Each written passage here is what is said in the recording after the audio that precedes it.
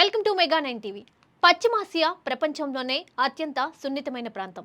ఒకవైపు చమురు సంపదతో తొలతూగే అరబ్ దేశాలు, మరోవైపు అత్యాధునిక సాంకేతికత, సైనిక శక్తి ఉన్న ఇజ్రాయెల్. దశాబ్దాలుగా ఈ రెండు వర్గాల మధ్య పచ్చగడ్డి వేస్తే భగ్గుమనేలా శత్రుత్వం నడుస్తుంది. కానీ ఈ శత్రుత్వాన్ని స్నేహంగా మార్చగల ఒకే ఒక అంతర్జాతీయ ఒప్పందం అబ్రహం ఒప్పందాలు. అమెరికా అధ్యక్షుడిగా డొనాల్డ్ ట్రంప్ బాధ్యతలు చేపట్టాక మిడిల్ ఈస్ట్ రాజకీయాలు మరోసారి అంతర్జాతీయంగా చర్చనీయాంశంగా మారాయి. ఇజ్రాయెల్కు బ్లైండ్ గా సపోర్ట్ చేసే ట్రంప్ ఇప్పుడు పాకిస్తాన్తో సహా గల్ఫ్ దేశాలపై సరికొత్త ఒత్తిడిని తీసుకొస్తున్నారు. ఇజ్రాయెల్తో సంబంధాలను పునరుద్ధరించుకోవాలని, అబ్రహం ఒప్పందాలను మరింత విస్తరించాలని వైట్ హౌస్ గట్టిగా ప్రయత్నిస్తుంది. అసలు ఏంటి ఈ అబ్రహం ఒప్పందాలు? ట్రంప్ ఇజ్రాయెల్కు ఎందుకు అంతగా సపోర్ట్ చేస్తున్నారు? అమెరికా ఒత్తిడికి గల్ఫ్ దేశాలు లొంగుతాయా?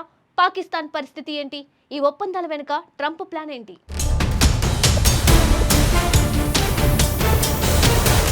ట్రంప్ తన మొదటి విడత అధ్యక్ష కాలంలో అంటే 2020లో మిడిల్ ఈస్ట్లో ఒక చారిత్రాత్మక దౌత్య విజయానికి తెరతీశారు. దశాబ్దాలుగా ఇజ్రాయెల్ను శత్రువుగా చూసిన United Arab Emirates, Bahrain, Morocco, Sudan లాంటి అరబ్ దేశాలను ఒకే తాటిపైకి తెచ్చారు. ఇజ్రాయెల్తో ఈ దేశాలు శాంతి ఒప్పందం చేసుకునేలా వైట్ హౌస్ మధ్యవర్తిత్వం వహించింది. దీనికే అబ్రహం ఒప్పందాలని పేరు పెట్టారు. ఈ ఒప్పందాల ముఖ్య ఉద్దేశం ఏంటంటే శత్రుత్వాన్ని పక్కన పెట్టి వ్యాపారం, టూరిజం, టెక్నాలజీ, రక్షణ రంగాల్లో ఇజ్రాయెల్తో కలిసి పనిచేయడం. అయితే ఈ మధ్యలో జో బైడెన్ అధికారంలోకి వచ్చాక ఆ తర్వాత జరిగిన ఇజ్రాయెల్ హమాస్ యుద్ధం వల్ల ఈ ఒప్పందాల విస్తరణ పూర్తిగా ఆగిపోయింది. కానీ ఇప్పుడు మళ్ళీ ట్రంప్ అధికారంలోకి రావడంతో ఆయన ఎక్కడైతే ఆపేశారో అక్కడి నుండే మళ్ళీ ఈ ప్రక్రియను అత్యంత వేగంగా ముందుకు తీసుకువెళ్తున్నారు.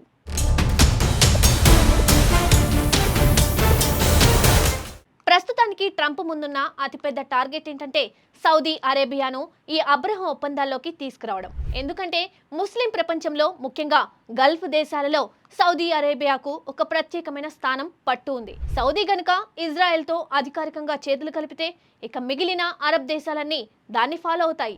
ట్రంప్ యంత్రాంగం ఇప్పటికే Saudi crown prince Mohammed bin సల్మాన్తో ఈ విషయంలో రహస్య చర్చలు జరుపుతున్నట్లు అంతర్జాతీయ మీడియా కథనాలు ప్రచారం చేస్తున్నాయి.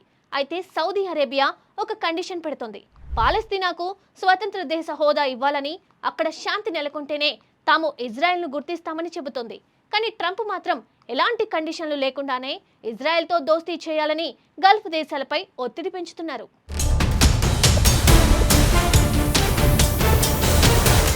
అసలు అమెరికా, ఇజ్రాయెల్లు అరబ్ దేశాలతో ఇంతలా ఎందుకు సంబంధాలు పెంచుకోవాలనుకుంటున్నాయి? దీని వెనుక ఉన్న అసలు శత్రువు పేరు ఇరాన్. మిడిల్ ఈస్ట్లో ఇరాన్ ఎదుగుదల అటు ఇజ్రాయెల్కు, ఇటు సౌదీ అరేబియా నేతృత్వంలోని సున్నీ ముస్లిం దేశాలకు అస్సలు ఇష్టం లేదు. శత్రువుకు శత్రువు మిత్రుడు అనే సూత్రాన్ని ఇక్కడ ట్రంప్ వాడుతున్నారు. ఇరాన్ అణు కార్యక్రమాలను అడ్డుకోవాలన్నా, మిడిల్ ఈస్ట్లో ఇరాన్ సపోర్ట్ చేస్తున్న హెజ్బొల్లా, హౌతీ తిరుగుబాటుదారులకు చెక్ పెట్టాలన్నా అరబ్ దేశాలు, ఇజ్రాయెల్ కలిసి పనిచేయడం అత్యంత అవసరం. గల్ఫ్ దేశాలకు ఇజ్రాయెల్ అత్యాధునిక డిఫెన్స్ టెక్నాలజీ, ఇంటెలిజెన్స్ షేరింగ్ అవసరం. ఇజ్రాయెల్కు అరబ్ మార్కెట్, దౌత్యపరమైన గుర్తింపు అవసరం. ఈ రెండింటిని కలిపి ఇరాన్ చుట్టూ ఒక వ్యూహాత్మక కూటమిని నిర్మించాలని ట్రంప్ ప్లాన్ చేస్తున్నారు. అయితే దాయాది దేశం పాకిస్తాన్ ఇప్పటి వరకు అబ్రహం ఒప్పందంలో చేరలేదు. ఎందుకంటే దేశీయ ప్రజాభిప్రాయం పాలస్తీనా సమస్యపై కఠినమైన వైఖరి ఉంది. అలాగే ఇరాన్తో సంబంధాలు ఉన్నాయి. పాకిస్తాన్ ఇప్పటికీ ఇజ్రాయెల్ను దేశంగా గుర్తించలేదు. పాలస్తీనా రాష్ట్రం ఏర్పడిన తర్వాతే ఇజ్రాయెల్తో సంబంధాలు సాధారణ స్థితికి రావచ్చని గతంలోనే అధికారికంగా ప్రకటించింది. మరోవైపు పాకిస్తాన్ ప్రజలు పాలస్తీనా రాష్ట్రానికి బలమైన మద్దతు ఇస్తున్నారు. ఇజ్రాయెల్తో సంబంధాలపై ప్రజల్లో తీవ్ర వ్యతిరేకత పెరిగే అవకాశం ఉంది. కానీ ట్రంప్ మాత్రం పాకిస్తాన్ను అబ్రహం ఒప్పందంలో చేరమని కోరుతూ ఒత్తిడి తెస్తున్నారు.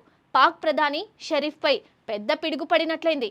అమెరికా ఒత్తిడిని ఎదుర్కొంటూ ప్రజాభిప్రాయాన్ని సమతుల్యం చేయాల్సిన క్లిష్ట పరిస్థితి నెలకొంది. ఈ క్రమంలో ఇజ్రాయెల్ను దేశంగా గుర్తిస్తే ఇటు ఇరాన్తో సంబంధాలు దెబ్బతినే అవకాశం ఉంది. దీంతో ముందు నుయ్యి వెనుక గొయ్యి అనే పరిస్థితి ఏర్పడింది.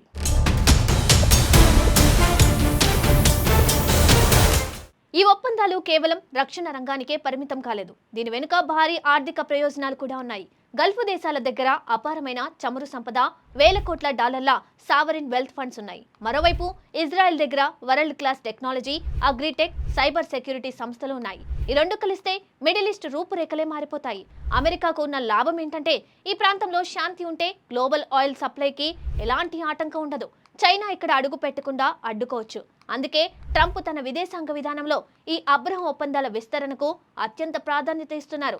మరి ట్రంప్ తీసుకుంటున్న ఈ నిర్ణయాలు మిడిల్ ఈస్ట్ ను శాంతి వైపు నడిపిస్తాయా, లేక ఇరాన్తో మరింత ఉద్రిక్తతలకు దారితీస్తాయా అనేది రాబోయే రోజుల్లో తేలనుంది.